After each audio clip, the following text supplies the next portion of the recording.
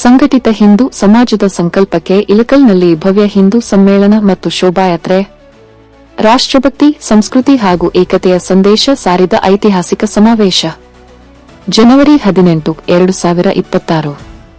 ಇಳಕಲ್ ನಗರದಲ್ಲಿ ಹಿಂದೂ ಸಮ್ಮೇಳನ ಸಮಿತಿಯ ಆಶ್ರಯದಲ್ಲಿ ಭವ್ಯ ಹಾಗೂ ಶಿಸ್ತುಬದ್ಧ ಹಿಂದೂ ಸಮ್ಮೇಳನ ಮತ್ತು ಶೋಭಾಯಾತ್ರೆ ಅತ್ಯಂತ ಯಶಸ್ವಿಯಾಗಿ ಜರುಗಿತು.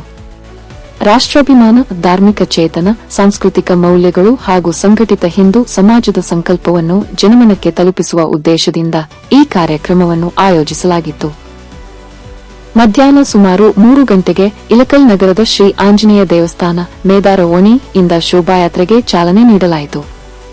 ಕೇಸರಿ ಶಾಲು, ವೀರತಿಲಕ ಧರಿಸಿದ ಪುರುಷರು, ಮಹಿಳೆಯರು ಹಾಗೂ ಮಕ್ಕಳನ್ನೊಳಗೊಂಡ ಸಾವಿರಾರು ಹಿಂದೂ ಬಂಧುಗಳು ಶಿಸ್ತಿನಿಂದ ಯಾತ್ರೆಯಲ್ಲಿ ಭಾಗವಹಿಸಿದರು. ವೀರ ಹಾಗೂ ಐತಿಹಾಸಿಕ ಮಹಾನ್ ವ್ಯಕ್ತಿಗಳ ವೇಷಭೂಷಣ ಧರಿಸಿದ ಮಕ್ಕಳು ವಿಶೇಷ ಆಕರ್ಷಣೆಯಾಗಿದ್ದರು.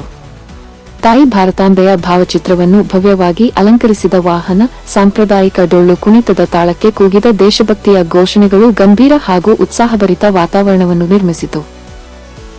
ಶೋಭಾಯಾತ್ರೆ ಸಾಗಿದ ಮಾರ್ಗವನ್ನು ಸಾರ್ವಜನಿಕರು ಸ್ವಯಂಪ್ರೇರಿತವಾಗಿ ಸ್ವಚ್ಛಗೊಳಿಸಿದ್ದು, ಮಹಿಳೆಯರು ಬಿಡಿಸಿದ ಬಣ್ಣ ಬಣ್ಣದ ರಂಗೋಲಿಗಳು ರಾಷ್ಟ್ರಭಕ್ತಿ ಹಾಗೂ ಸಂಸ್ಕೃತಿಯ ವೈಭವವನ್ನು ಪ್ರತಿಬಿಂಬಿಸಿವೆ.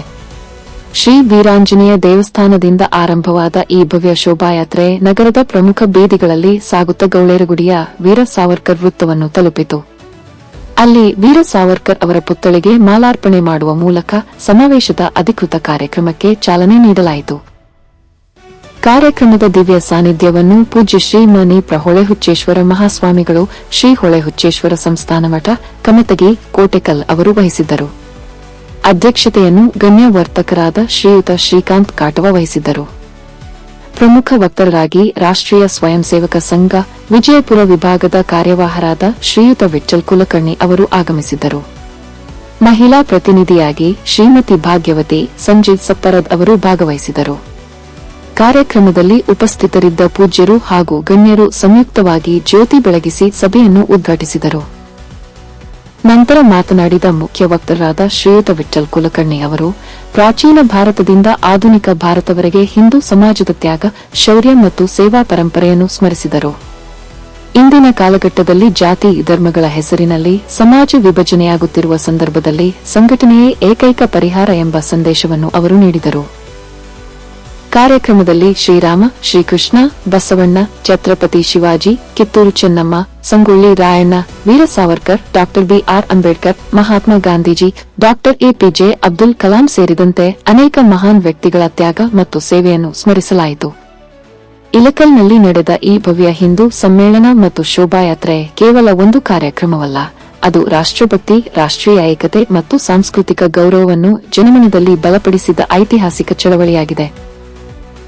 ಜಾತಿ, ಮತಭೇದಗಳನ್ನು ಮೀರಿ ಸಂಘಟಿತ ಸಮಾಜ ನಿರ್ಮಾಣದ ಸಂಕಲ್ಪವನ್ನು ಈ ಸಮಾವೇಶ ಸ್ಪಷ್ಟವಾಗಿ ಪ್ರತಿಪಾದಿಸಿದೆ.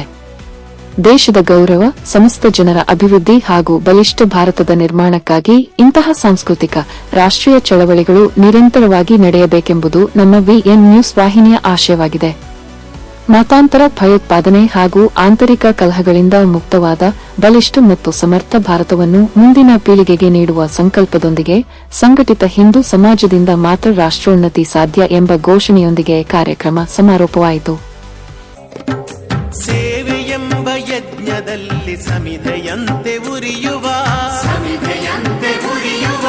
ಧ್ಯೇಯ ಮಹಾಜಲಧಿಯೆಡೆಗೆ ಸಲಿಲವಾಗಿ ಹರಿಯುವ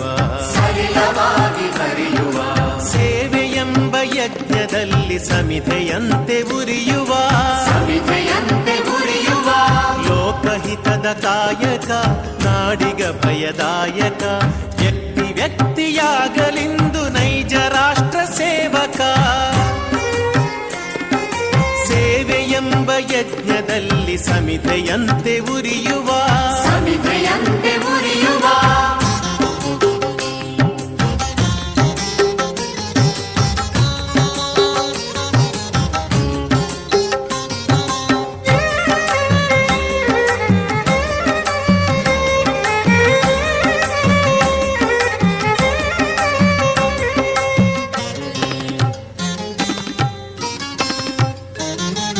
ಉಚ್ಚ ನೀಚ ಭೇದವ ಅಳಿಸಿ ದೂರಗೊಳಿಸುವ ರೊಚ್ಚು ಬೆಳೆಸುವ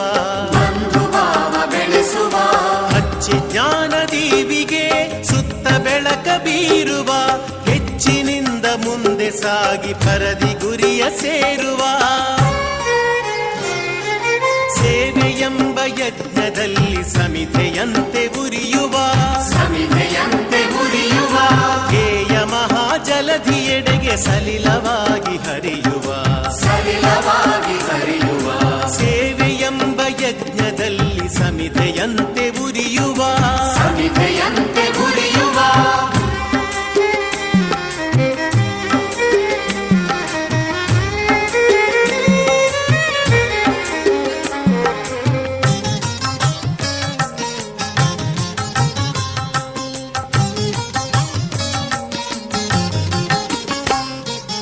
ಎಲೆಯ ಮರೆಯೊಳರಳಿ ನಗುವ ಸುಮನ ರಾಶಿಯಂದದಿ ಕಡಲ ಒಡಲೊಳುಕ್ಕಿ ಮೊರೆವ ಕೋಟಿ ಅಲೆಗಳಂದದಿ ವಿಮುಖರಾಗಿ ಖ್ಯಾತಿಗೆ ಪ್ರಚಾರಕ್ಕೆ ಪ್ರಶಂಸೆಗೆ ಸಹಜ ಭಾವದಿಂದ ಧುಮುಕಿ ಬನ್ನಿ ಕಾರ್ಯಕ್ಷೇತ್ರಕ್ಕೆ ಸೇವೆಯೆಂಬ ಯಜ್ಞದಲ್ಲಿ ಸಮಿಧೆಯಂತೆ ಉರಿಯುವ ಧ್ಯೇಯ ಮಹಾಜಲಧಿಯೆಡೆಗೆ ಸಲಿಲವಾಗಿ ಹರಿಯುವ ಸೇವೆಯೆಂಬ ಯಜ್ಞದಲ್ಲಿ ಸಮಿಧೆಯಂತೆ ಉರಿಯುವ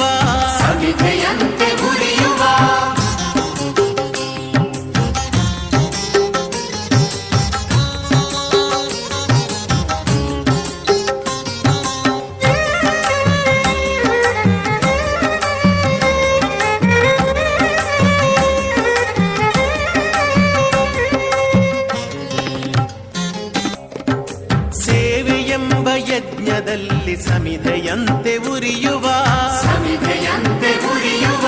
ಧ್ಯೇಯ ಮಹಾಜಲಧಿಯೆಡೆಗೆ ಸಲಿಲವಾಗಿ ಹರಿಯುವ ಸೇವೆಯೆಂಬ ಯಜ್ಞದಲ್ಲಿ ಸಮಿಧೆಯಂತೆ ಉರಿಯುವ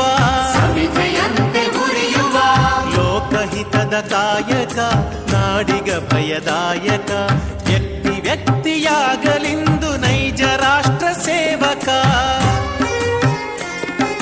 ಸೇವೆಯೆಂಬ ಯಜ್ಞದಲ್ಲಿ ಸಮಿಧೆಯಂತೆ